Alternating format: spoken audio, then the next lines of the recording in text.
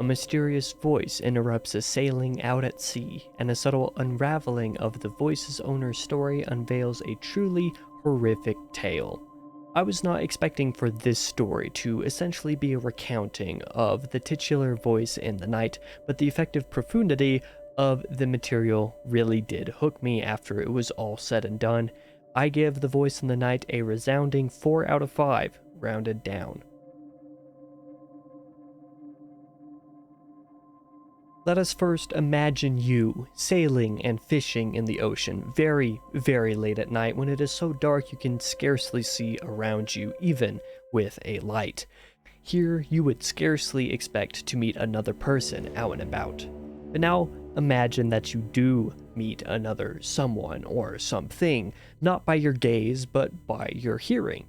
This something, this person, presumably, speaks to you, and they refuse to show themselves. Dubious, you still offer them food when you realize that they are very hungry, and they take off with it to their supposed partner who is starving. When this voice finally returns to you, they are willing to talk, and so you listen to their tale. So goes the introduction of The Voice in the Night. The story takes a turn here, actually. As I said before, the titular voice in the night recounts a tale that starts off with him and his wife being abandoned. This couple that was abandoned comes into contact with a mysterious fungal substance aboard a ship that they come across in the ocean while trying to find a way to any form of civilization. They stay on the ship for a little while, hoping to spruce it up a bit, make it a little bit more comely, and to maybe perhaps return home using it. Unfortunately, the fungal substance found aboard does not wash away, or at least does not want to stay washed away. It is difficult to wash away in the first place, but it turns out that in the matter of days, or maybe a week at the most, it has all but regrown and maybe grown bigger than it already was before. The substance seems to be very resilient. Eventually, as a result of this fungus and the fact that it has started to grow on the woman, the couple abandons this ship that they found and then floats to another strange island location. There is more fungus on the island here, and both the man and woman start showing growth of the fungus even further on themselves.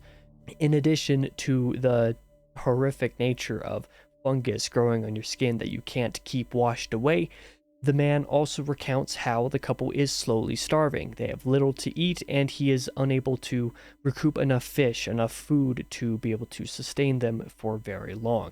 In the midst of their hunger, they have sudden cravings to eat the fungus upon their skins and upon the island, and turns out to taste very good. The cosmic implication of this fact, the fact that they eat the fungus and that it doesn't just outright kill them, and that it tastes good, is actually something very terrifying to think about in my view. But the man finally recounts at the end of the story that the fungus inhabits a certain monster, presumably a person overcome with the fungus before them, moving.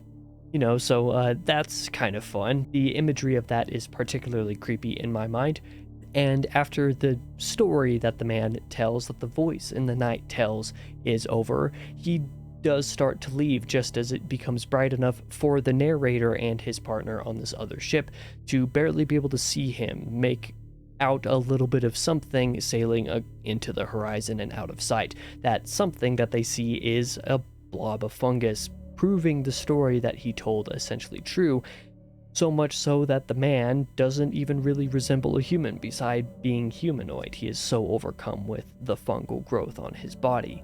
So goes the rest of The Voice in the Night. I did mention the word cosmic here just a bit ago. I think Hodgson, the author of the story, has been advertised as a sort of precursor to Lovecraft to me because of this sort of exploration of the fear of the unknown, or the fear of anything of unknown origin. So there's a cosmic element to this, even though this example here, this fungus, may or may not be an actual cosmic element. There is that fear of the unknown present here. And it was especially strong here in this story because you get the fear of the unknown not from one angle, but from two different angles. First, you have the fear of the supposed unknown of the voice in the night in the first place, I think it is natural to be very wary of this voice in the night and to find it particularly strange and suspicious even. I know I was certainly suspicious of the voice until he got to be a couple pages into his story, when I finally decided, like, yeah, I trust that this is an actual person, but why is he not showing himself? As he continues and explains the fungus, you start to develop the fear of this unknown, of the unknown fungus. Where did it come from? What is it doing? Why does it behave in this strange way? There was a great shift, great work done here in changing this fear of the unknown and moving it from one place to another in the form of this man's story, and it really made for something surprisingly gripping.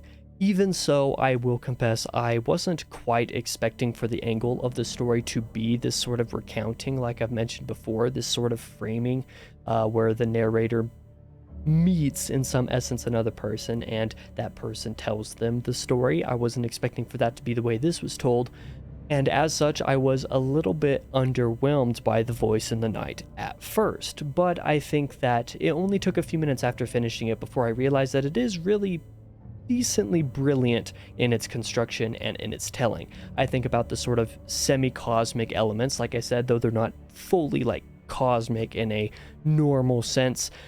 The fear of the unknown and the way that that element is used started to change the way that I thought about it. Furthermore, as I got to reflect a little bit on the story after finishing, I kind of noted that the existential dread and the sort of depressing horror of the story is actually quite well done in the voice of the night, not just because of, the way that this fear of the unknown is used, but because of the voice's story. The fact that this man who is overcome with this fungal growth refuses to show himself in the night really just kind of sells this as well. The horror of not just being overcome with the fungus, but not knowing what it is, not knowing how it's going to affect you, and even at the end concluding that the man is truly overcome with the growth, what kind of things this might do to a person. The vague nature, the vague ending, where you don't know the conclusion, you don't know the end of these characters' tales, makes it a really creepy and worthwhile read that actually really got to me when I thought about it a little bit more. Like I said, I came around to it very, very hard on the end, even if I didn't particularly enjoy it while reading. Though it is not my favorite story in the world, I found it to be quite effective for what it was. Coming up next fortnight and next month on April 7th, we will be continuing this sort of Lovecraftian train by actually reading yet another Lovecraft story. This time it will be The Tomb by H.P. Lovecraft. I hope to see you there.